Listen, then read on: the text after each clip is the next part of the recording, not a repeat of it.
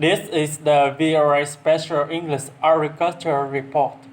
Food prices are down from their record highs in February of 2011, but prices are still higher than they were a year ago. In a year of Arab protests, high food prices have fueled the answer against oppression, corruption, and poverty.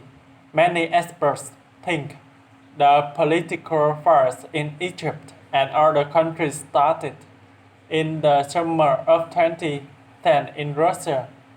Heat, drought, and wildfires destroyed one-third of Russia's winter wheat crop. World food prices rose after Russia halted wheat exports. The last time food prices jumped was in 2008. At that time, Egypt was also among the countries where food riots and demonstrations took place.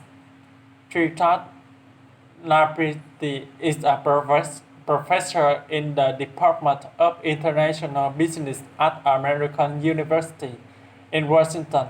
He agrees that food prices played a part in the Arab revolutions.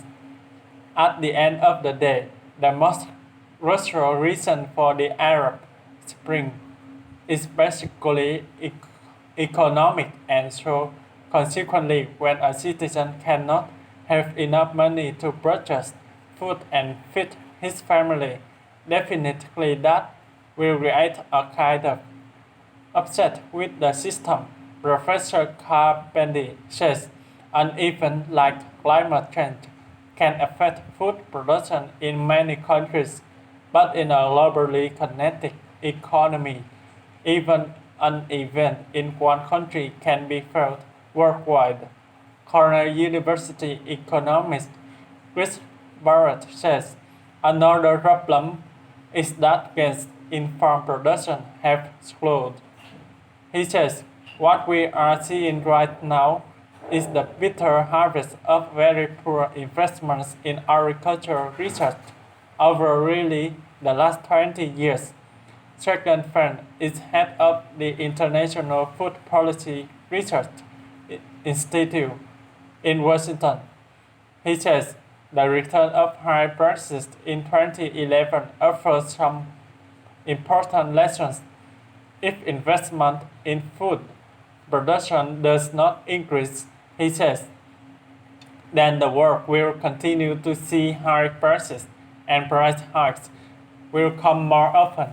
He says food supplies are not growing enough to meet the demand of 7 billion people. The world is expected to add 2 billion more by the middle of the century, and people in emerging economies like China are eating more meat, which requires more animal feed. But in 2011, for the first time, the United States used more maize or corn for biofuels than for animal feed.